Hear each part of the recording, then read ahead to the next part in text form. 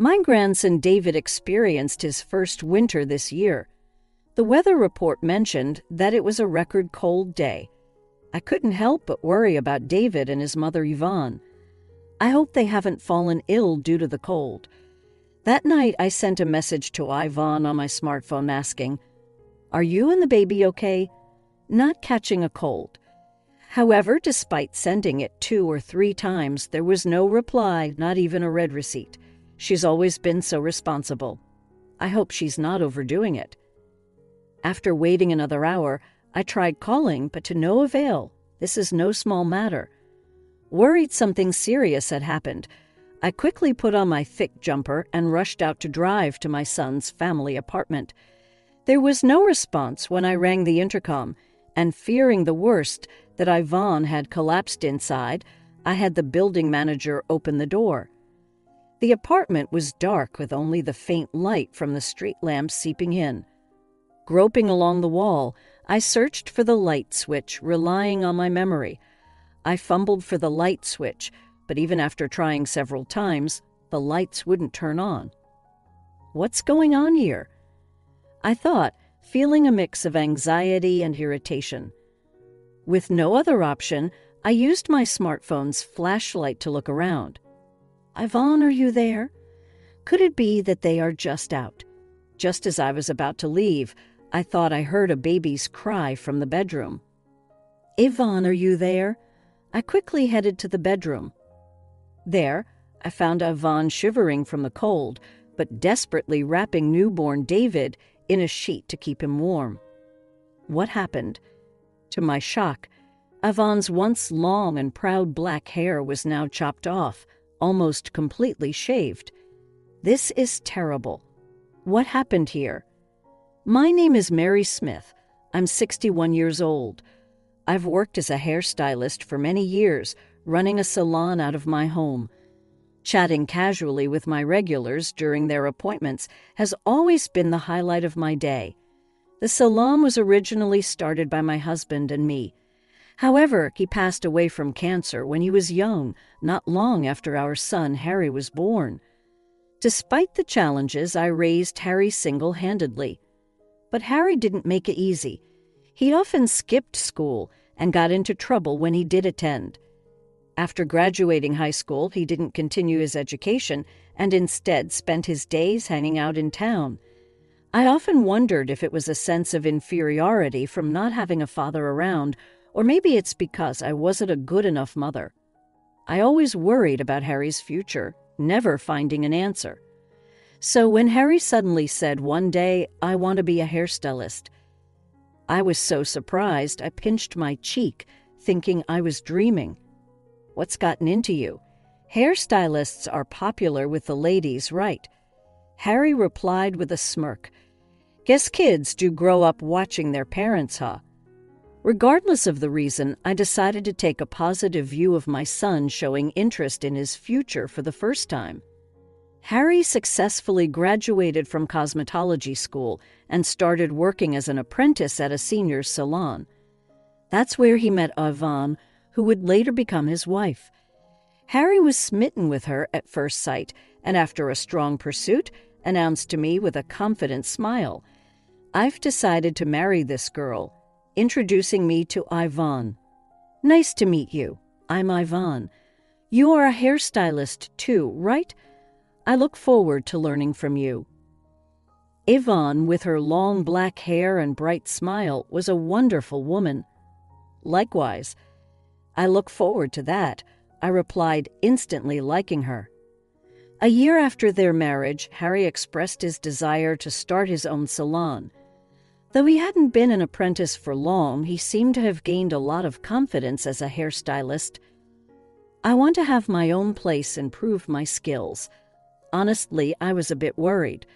I knew from my experience that it's not easy for a newcomer to make it on their own in this industry, but I couldn't ignore the earnest look in Harry's eyes as he talked about his dream.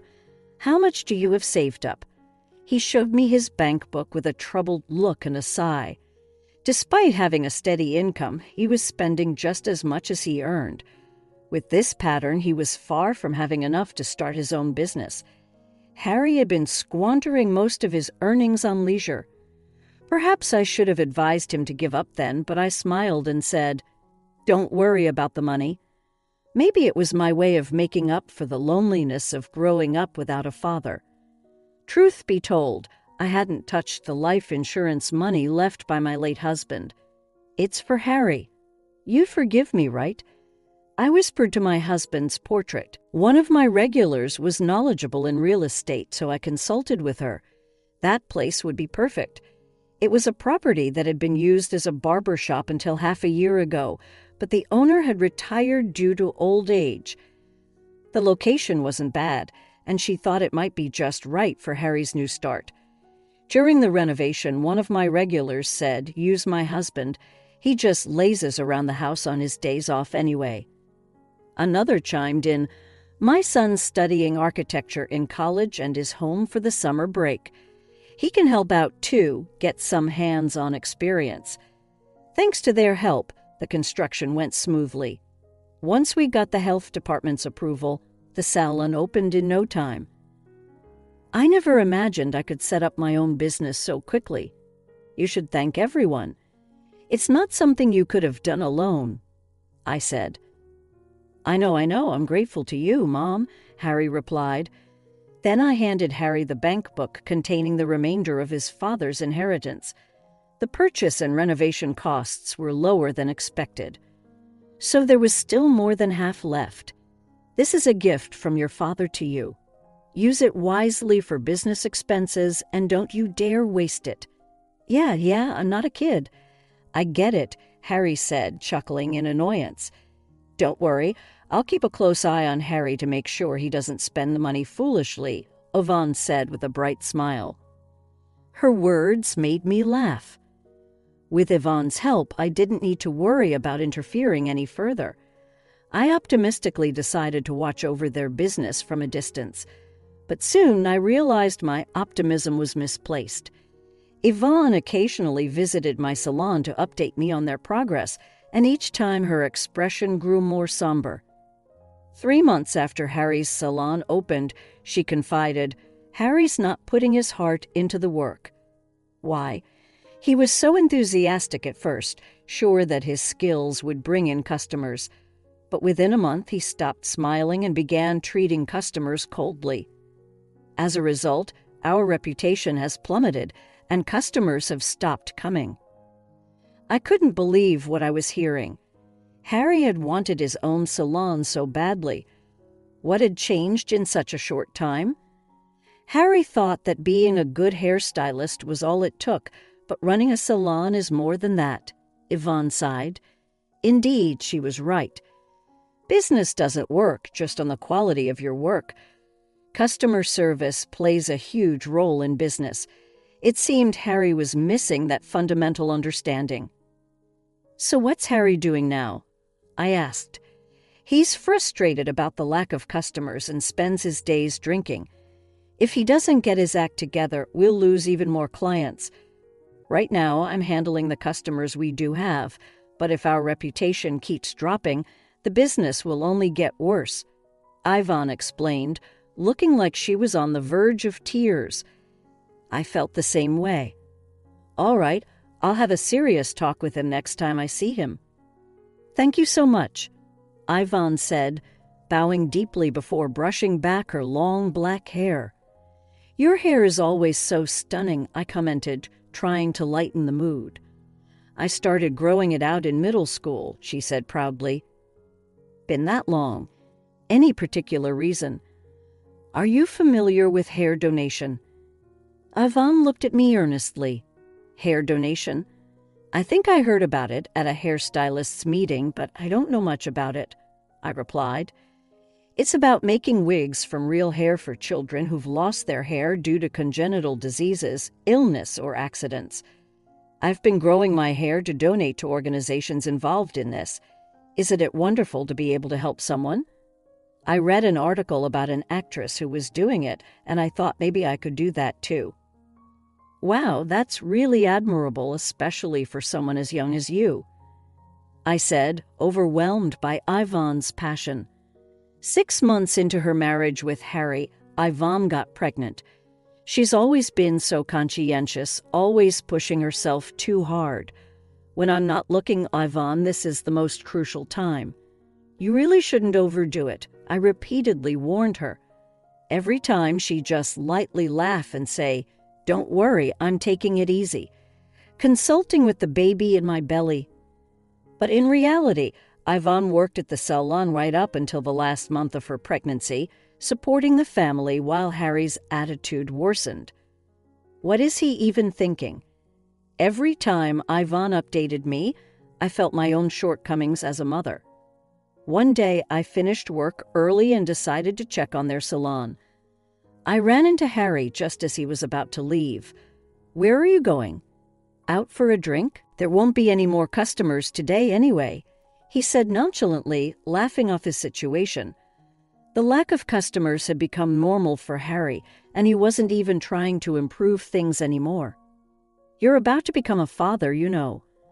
Harry just waved his hand dismissively and hopped on his motorcycle. "We're not done talking. Think about Ivan for once." Yeah, I'll do that when I feel like it." He laughed and sped off. Inside the salon, Ivan was cleaning the floor. "Today we managed to get just one customer," she said, smiling brightly despite looking exhausted. "Are you eating properly? You need to get enough nutrition." "Don't worry about me. It's not just about you, it's for the baby," I said sternly, making sure she understood the gravity of the situation. Ivan teared up a bit and thanked me. At times like this, the father should be there to support her. I wanted to shout at Harry, who was nowhere to be found. Ivan told me the salon wasn't doing well, and Harry was spending money recklessly every night. Giving that bank book to Harry was a mistake. I regretted my decision. Ivan, despite being busy, never neglected her hair care. Gently stroking her belly, she said, "I want to teach my child the joy of helping others." That's when I realized I wanted to support her. Since my son wasn't of much help, I decided to assist Ivan at their apartment. "I'm always sorry to trouble you." "Don't worry about it. Just focus on the baby," I reassured her. It was my fault for not raising my son right. Because of that, Ivan was suffering. Perhaps it was my way of atoning for my sins. At least at the end of summer, Ivan went into labor earlier than expected and was rushed to the hospital. Harry was nowhere to be found, unreachable. I kept sending him messages, but there were no replies, not even read receipts. What on earth is he doing at a time like this? Ivan's parents had passed away, so I was the only one who could be there for her. "Don't worry, Ivan. I'm here." I kept encouraging her as she bravely faced childbirth. After a long and difficult labor, I was overwhelmed by the sound of the baby's cries. "He's born, Ivan. You did it." I was moved to tears. But Harry, who should have been there, never showed up. My grandson David was experiencing his first winter. The weather report said it was a record cold day. No wonder it was so chilly that I had trouble getting out of bed. My first thoughts were of Ivan and newborn David. I hoped they weren't affected by the cold. Worried, I sent a message to Ivan that night. "Are you and the baby okay?" "Haven't caught a cold." But even after sending 2 or 3 messages, there was no response, not even a read receipt. I was concerned that Ivan might be too ill to move. She's always been so responsible. I hope she's not overdoing it. After waiting another hour, I tried calling again, but the result was the same. Something's not right. Without a second thought, I put on my thick jumper and rushed out to their apartment. When I arrived, the place was engulfed in darkness. It's not uncommon for families to travel abroad during the holidays, but I hadn't heard anything about a trip from Ivan and Harry, and they likely couldn't afford it anyway. I rang the intercom, but there was no response. Fearing Ivan might have collapsed, I immediately asked the building manager to open the door. "I'll wait outside. Please let me know if there's anything," I told the manager before stepping inside. The apartment was dark, the only light coming from the street lamps outside. I remembered the light switch was right by the entrance. Relying on my memory, I groped for the light switch on the wall. But no matter how many times I flipped it on and off, the lights didn't respond at all. What's going on here? I thought, feeling a mixture of anxiety and irritation. With no other option, I used my smartphone's flashlight to illuminate the room.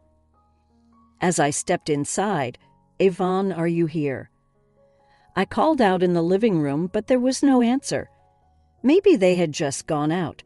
Just as I was about to leave, I thought I heard a faint cry of a baby from the bedroom. "Yvonne, are you in there?" I quickly headed toward the sound. Yvonne. There was Yvonne, shivering from the cold, desperately wrapping newborn David in a sheet to keep him warm. What happened here? When I shone the light on her, I was shocked to see that her once long, proud black hair had been roughly cut off, almost to the scalp. Her eyes, red and swollen from crying, looked at me helplessly. This is terrible. How did this happen? I took off my jumper and draped it over Yvonne. It's okay now. Just tell me what happened as much as you can. Yvonne began to speak slowly. She said that Harry had continued his daily escapades even after David was born. Eventually, they couldn't pay the electric bill anymore, and Yvonne, unable to tolerate it any longer, scolded Harry. She had just wanted him to be more responsible as a father, but her pleas fell on deaf ears. In a fit of rage, Harry grabbed a pair of practice hair-cutting scissors and started cutting off Yvonne's hair. At first, Yvonne tried to resist, saying, "Stop it," but fearing any further resistance might accidentally harm David, she stopped resisting. Harry laughed mockingly, saying, "Now you won't be able to show your face in public." I was speechless at my son's cruel actions. "Why didn't you tell me it had gotten this bad?" I asked. "I'm sorry, Mom. I am so sorry." Yvonne apologized, blaming herself again. "No, Yvonne, it's not your fault. You're not the one to blame here. It's Harry. You did nothing wrong." I knew Yvonne hadn't confided in me because she didn't want to worry me. I hugged her tightly, tears streaming down my face. The whole situation was a result of my overindulgence in raising Harry. My heart burned with shame and anger at my own failings and my son's inability to empathize with others. Taking a deep breath, I called Harry. "Hey, Mom. Long time no talk." "What's up?" he asked. "Calling all of a sudden. Just wanted to hear your voice. How's everything over there? Are Yvonne and David doing okay?" I inquired. "Of course, everyone's fine and doing well. I've been calling home, but no one's picking up. Where are you now?" There was a brief pause in his voice, as if he was concocting an excuse. "Actually, we're a family of 3 in Hawaii. We'll be back next week." "Hawaii, huh?" "That sounds nice," I responded, though I knew he was blatantly lying to me. What had I been doing all these years, taking care of Harry? After losing my husband at a young age, I worked nonstop as a hairstylist. It was all to raise Harry into a respectable person. Yet Harry carelessly squandered the inheritance his father left, using it for his own pleasures and even mistreating his wife and child. My expectations for Harry turned into profound disappointment. "What would you like as a souvenir? I'll bring you something nice." "Anything's fine. You're coming back next week, right? Safe and sound." "Hey, Mom, you sound a bit off. Is something wrong, Mom?" Harry seemed to sense something, but I ended the call without responding. I informed the building manager waiting outside of my plans and decided to take Yvonne and David back to my house. Then I started making calls to every place I could think of. A week later, Harry called me cheerfully, announcing that he had just landed at the airport. "I'm back, Mom. I've got souvenirs for you," he said, pretending to be the caring son. But my heart was no longer deceived by his act. "That's nice to hear," I replied in a flat tone. Though Harry didn't seem to notice anything unusual, about an hour later, a taxi pulled up in front of the apartment. Harry, clearly having enjoyed his solo trip to Hawaii with distinct tan lines from sunglasses around his eyes, unloaded a bunch of luggage from the trunk. He took out his keys, expecting to enter the apartment where his wife and son should be waiting. He must have thought that once he inserted and turned the key, the door would open immediately. However, no matter how many times he tried, the key wouldn't fit the lock. "What's going on here?" he exclaimed in frustration. I approached him quietly from behind and asked with a smile, "Did you enjoy your trip to Hawaii?" Though my heart was boiling with anger. "Mom, you're here," Harry said, relieved to see me, misunderstanding the situation. "Listen, Mom, I just got back and tried to enter the house, but the key won't fit. It must be Yvonne's prank, punishing me for going on a trip alone." He tried to paint himself as the victim, blaming Yvonne. "What were you doing?" "I told you I was in Hawaii with my family. Didn't you just say you went on the trip alone?" I pointed out the contradiction. Harry was at a loss for words. "You really had the nerve to lie about taking a family trip to Hawaii." Yvonne was here with the electricity cut off, shivering in the cold, holding David close to protect him, and to think she cherished her long hair, and you just cut it off mercilessly. Don't you feel any remorse as a human being?" Harry grimaced and finally began to spill this selfish reasoning. He admitted that right from the start of his business, he was showing off to friends and women he picked up at the salon, spending his father's inheritance on his antics.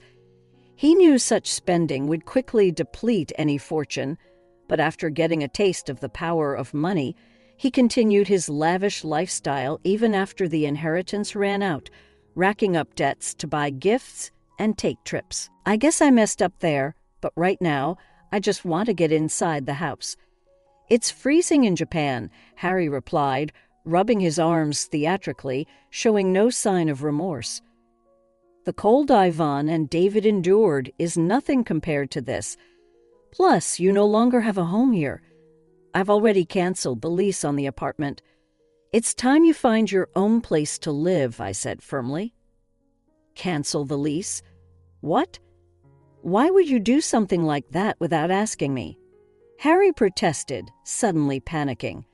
But the apartment was leased under my name after all. I couldn't just stand outside and continue this conversation, so I took Harry to a nearby coffee shop to talk further. Harry sipped his coffee silently, probably not even tasting it. He kept glancing between me and his coffee with a pale face. "You were so strapped for cash that you couldn't pay the electric bill, yet you managed to go to Hawaii," I said, breaking the silence. "You're quite the big spender, aren't you? Especially for a failing business. Don't worry, I'm a professional hairstylist. Once I get serious clients, they'll come flooding in, and I'll be able to support my family," Harry replied with unfounded confidence. "You should be able to start over from scratch," I said coldly, then left the coffee shop after placing money for the coffee on the table. A month passed. Yvonne and I avoided any contact with Harry, but unpleasant rumors inevitably reached my ears. After I pushed him away, Harry apparently ran to his friends, begging for money, but they were the kind who gathered around him for his money. Naturally, nobody was willing to help a financially drained Harry. He even got reported to the police for stalking some of the women he picked up at his salon. Although he only received a stern warning from the police, the lack of support from his acquaintances hit him hard, and he completely disappeared from our lives. He's probably living alone now in fear of harsh debt collectors. All this is the consequence of his own actions. My anger towards Harry isn't just about his reckless spending. What's unforgivable is how he neglected Yvonne and David, pushing them into hardship, and above all, cutting off Yvonne's long hair, which she had grown out for years for a noble cause, thereby potentially robbing unknown children of a brighter future. As a fellow hairstylist, I could never forgive Harry's actions. It will take a long time for Harry to truly understand the emotional pain Yvonne has endured. Yvonne herself never speaks of her hurt, but it's clear she's not unscathed. She appears to be keeping her feelings bottled up, probably not wanting to worry me. Wanting to do something to help, I reached out to my hairstylist friends and had a special wig made for Yvonne. "It won't make up for my son's wrongs, but please use this," I said. "Thank you, Mom," Yvonne said with a smile, though tears were streaming down her cheeks. Using my aching back as an excuse, I asked Yvonne to help out at the salon. She threw herself into the work, seemingly trying to forget her emotional scars. "Hello, David," a regular greeted, and David in his cradle burst into giggles. Now some customers even come to the salon just to see him. He's like a little mascot, a baby that brings in good fortune. Yvonne, regaining her strength both physically and emotionally, has started the process of divorcing Harry. Seeing Yvonne's smile makes us all feel like we've shed 20 years. But it's true, Yvonne and David have brightened up the salon considerably. Attracted by Yvonne's cheerful atmosphere, more and more mothers with young children have become regulars. Now let's have a great day today. Yvonne greets a customer, and the salon is filled with smiles again. In a quiet corner, David is peacefully sleeping, his cute little s'mores filling the air.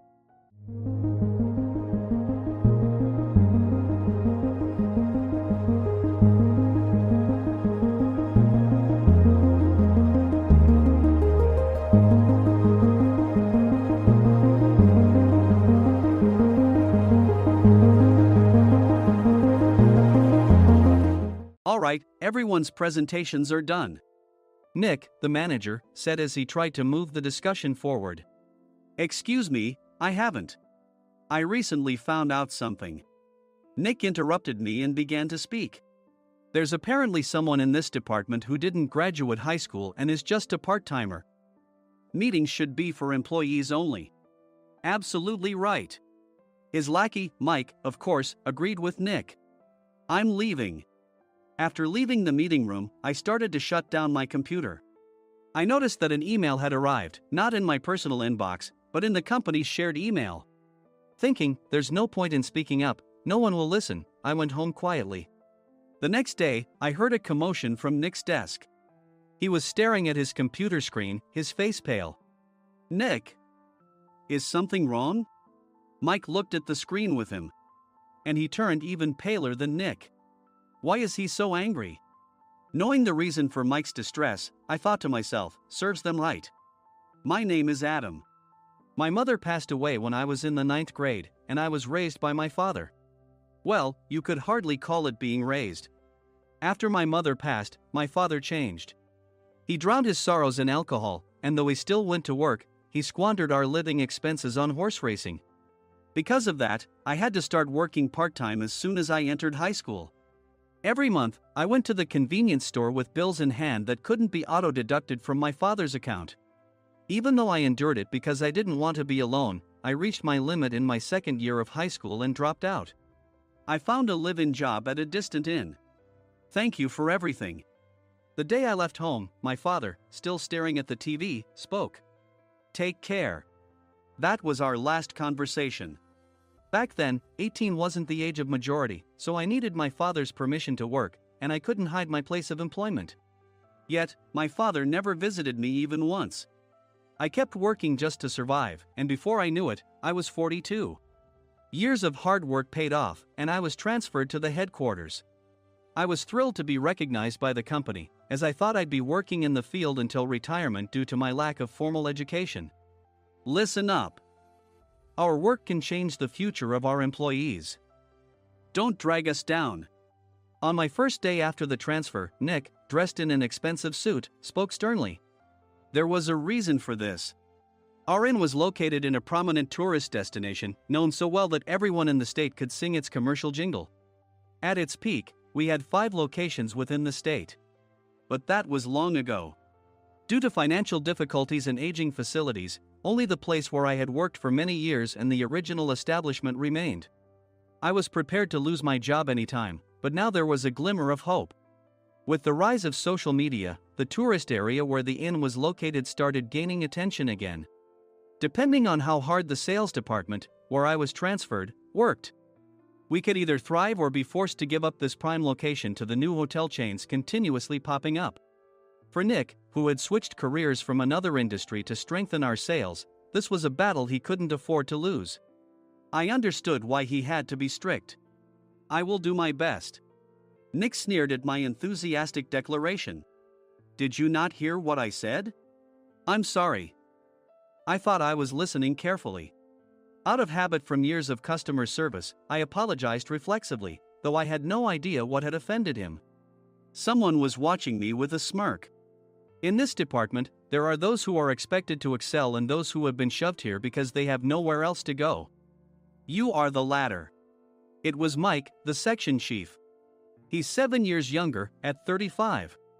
But he was called to headquarters much earlier than I was and had been moving around within the headquarters ever since. I'm not jealous, but I can't accept that he's my boss. Graduating from a prestigious university, he has an unusually high pride and caused many problems as a newbie, making things very difficult for me when I was the front desk leader. When I found out Mike was transferred to the sales department a month before me, I was disheartened. Mike is right. With just a middle school diploma, there's not much you can do. Don't even think about achieving results. As if I didn't exist, Nick remarked, "I'm thirsty." Mike eagerly ran to the coffee maker. It seems Mike is Nick's lackey. I regretted being happy about my transfer to headquarters, wishing I had stayed on site forever.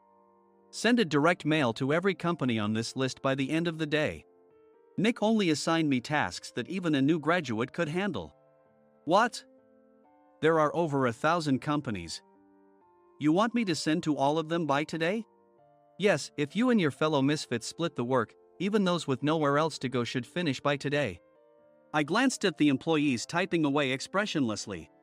They were worn out from customer service, only thinking about leaving on time, or were women reassigned after having children, with zero motivation for work. Even Sam, a new graduate from the same university as Mike, who was supposed to be among the expected achievers, had no enthusiasm for the job, having joined the company wanting to do customer service. "I don't care what they say, I plan to quit anytime," he said. Only Nick and Mike were highly motivated, making all the decisions between the two of them. I originally only wanted to work at the inn to survive and had no particular attachment to this job. I swallowed my words, thinking I had no right to reprimand them. About a month after the transfer, Nick told us with a frustrated look, "To commemorate the 50th anniversary, we've decided to create a plan exclusive for one group per day." Originally, Mike and I were supposed to come up with it, but our president, Mr. Thompson, insists on hearing everyone's opinions. "So, you all get a chance." As Nick explained, Mike began handing out prints. "Make sure not to embarrass Nick. If your ideas are half-baked, you'll have to redo them." It seemed that they had printed his handwritten notes by Mr. Thompson, which included several questions and a section for free responses. It made sense why Nick had to seek our input, given that all responses had to be submitted to Mr. Thompson. We were given a week to think about it, and a meeting was scheduled to compile our ideas. My plan is to let guests enjoy both the old and modern America. Nick began the presentations. Guests would watch a master confectioner at a nearby traditional sweet shop make sweets in front of them. The welcome drink would be premium tea in a bottle. Nick's plan was certainly attractive. After his presentation, Nick called on us to present in the order we were seated. Just as I stood up for my turn. "All right, everyone's presentations are done." "Excuse me, I haven't. I recently found out something." Nick interrupted me. "There's someone in this department who didn't graduate high school and is just a part-timer." He was likely talking about me. I joined the company as a part-timer and was made a full-time employee when I turned 20. That was 20 years ago, so Nick and Mike probably had no chance to know until recently. Meetings should be for employees only. Absolutely right. After that, Nick kept creating opportunities to solicit everyone's opinions, purposefully excluding me from speaking. The meeting unexpectedly heated up and went past the scheduled end time. A few people asked to leave, and the discussion continued with the remaining few. Still here? Normally, you'd leave in that situation. Though I had no attachment to the job initially, hearing kind words from customers made me want to make them happier. For someone like me, with nowhere to go, the inn was my home and customer service was my life. I felt pathetic about my current self. I'm leaving. I left the conference room and started shutting down my computer. I noticed an email had arrived, not in my personal inbox, but in the company's shared email. Thinking no one would listen to what I had to say anyway, I quietly went home. The next day, while preparing the DM as instructed, I heard a commotion from Nick's desk. In his haste to stand up, he hit his knee on the desk. He stared at his computer screen, his face pale. "Nick! What's wrong?" Mike, thinking he should be the first to rush over, approached Nick while still wearing his coat. He peered at the screen with Nick. And he turned even paler than Nick. Why is he so angry? Who is responsible for this company? Nick, more irritated than ever, asked, and Mike answered without checking. Probably Sam. Sam wasn't there because he was attending a morning training session for new hires. Nick gave up on getting angry and returned his gaze to the screen. They were looking at an email that arrived right after the end of the working day yesterday. Apparently, no one, including me, had checked it before leaving. The email was from a large company that used us for their annual employee trips. The president and executives of that company also frequently used our services personally.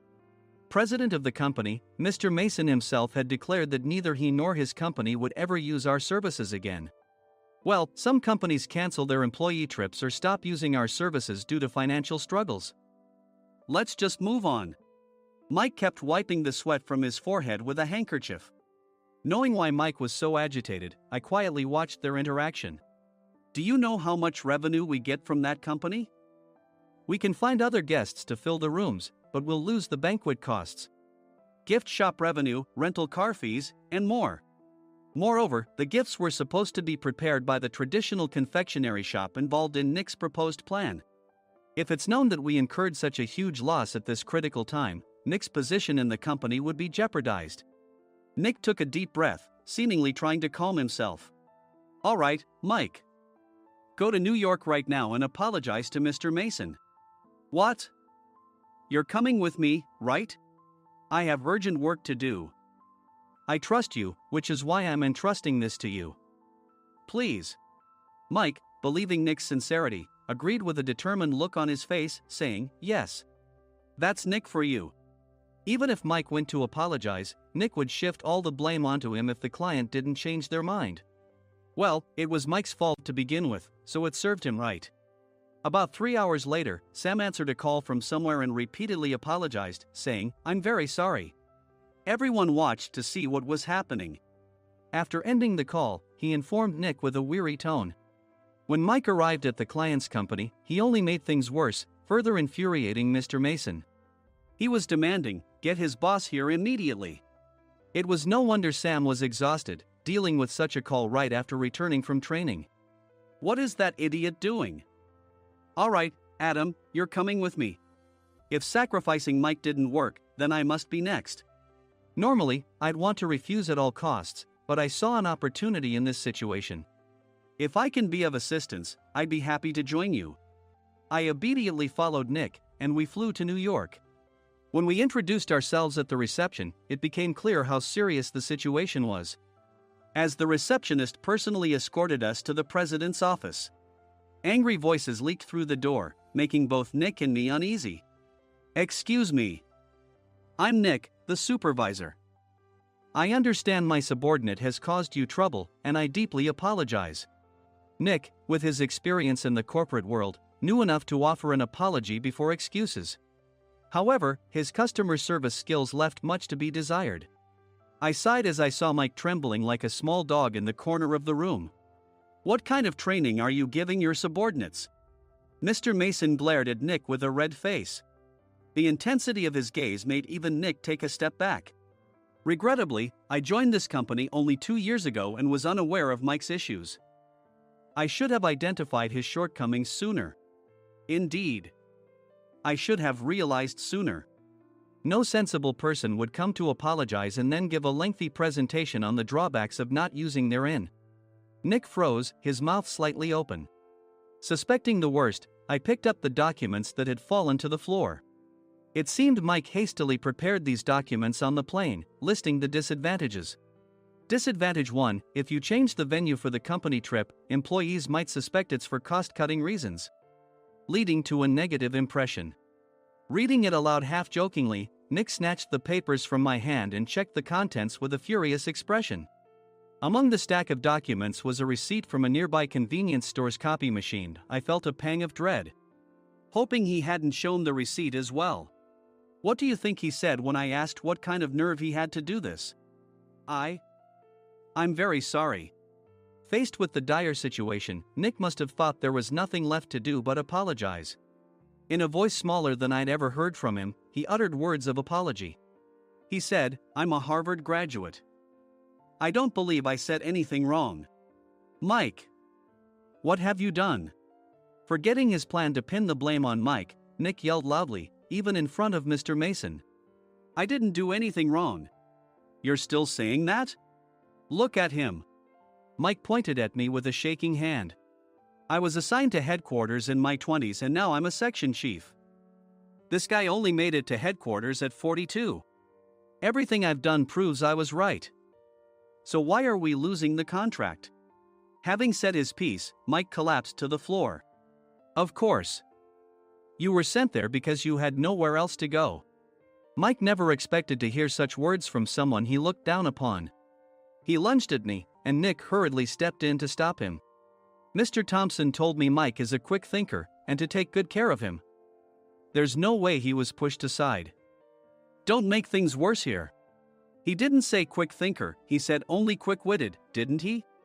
I don't remember that part. I recalled the many troubles Mike caused when he was a newbie. When Mike was on the front line, his pride was so high that he never apologized to customers. Customer service, especially in our job, doesn't work alone. It brings both good and bad situations.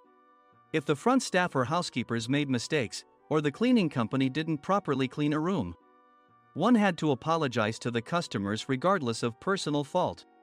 Mike, in such situations, would never apologize, insisting he wasn't at fault. This often angered customers, and as the front desk leader, I frequently had to apologize on his behalf. He caused complaints and disrupted operations, which is why he was quickly moved to headquarters. In departments where he didn't interact directly with customers, his quick thinking was beneficial and things went well. But it seemed his flaws were starting to show. Corporate reservations are supposed to be entered into the system by the sales representative. But a quick check yesterday revealed that more than 10 items were missing from the client's reservation. The handover document clearly stated what needed to be prepared. Why didn't you enter it into the system? Why do we have to give them special treatment? Filling rooms near the banquet hall, setting up all the food in advance. Specifying the brand of wine, they're too demanding.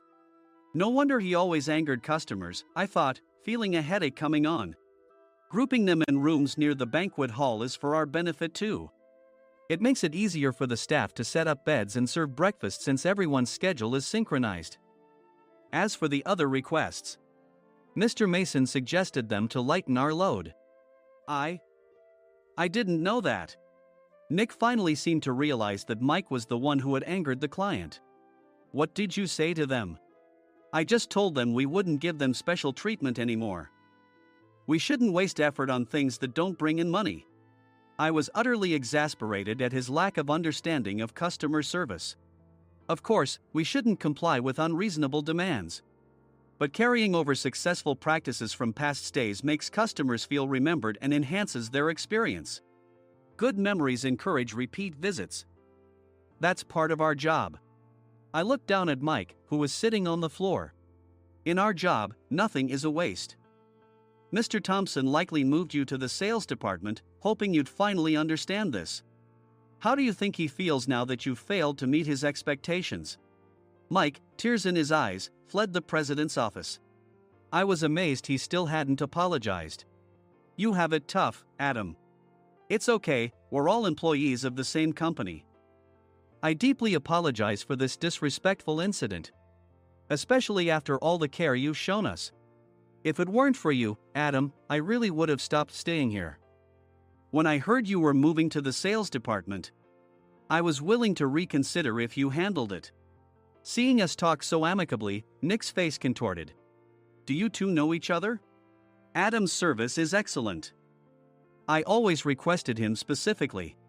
Normally, we don't accept specific staff requests, but we made an exception for Mr. Mason, adjusting my shifts accordingly. He had personally stayed at our hotel just before my transfer, and during casual conversation, I mentioned, I'm moving to the sales department soon. If I hadn't told him then, things could have been much worse. Please continue to take care of us. I look forward to it.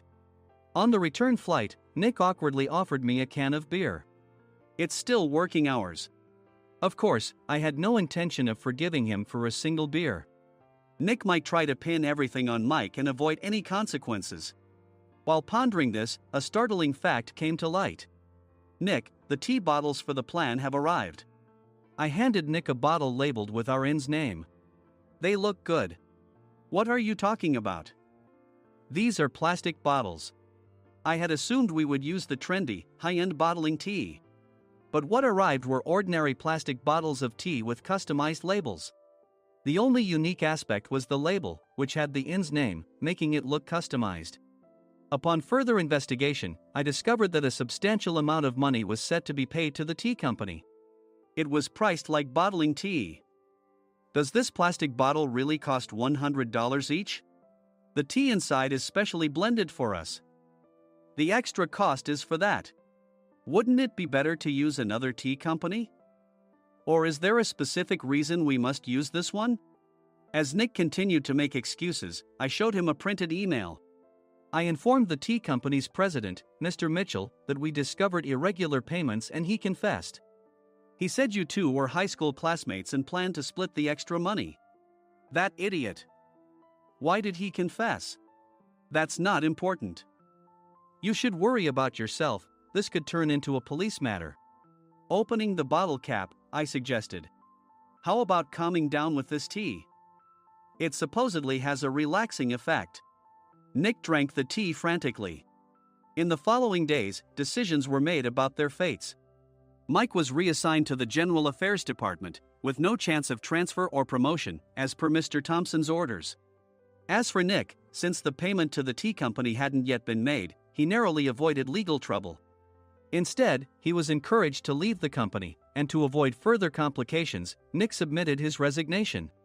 Rumor has it that connections between HR departments have made it difficult for him to find new employment. Even though it was good to have those two gone, something unexpected happened in the sales department. Everyone became motivated and united in refining the 50th anniversary plan. In the end, my plan was adopted. We collaborated with the Tourist Information Center to provide personalized guides. The plan, tailored to the number of guests, was truly special for the 50th anniversary. Hey, is Adam's family coming to stay? I immediately booked that special plan for my family. Sam noticed it on the reservation list and quickly picked up on it. Yes, I'm inviting my father. That's great. I might invite my parents too. I lacked the courage to face my father just as Adam. But here, with the confidence Mr. Mason praised, I felt ready. The 50th anniversary plan was a perfect opportunity to reconnect with my father. I hoped to bring back the days when we could laugh together as we once did.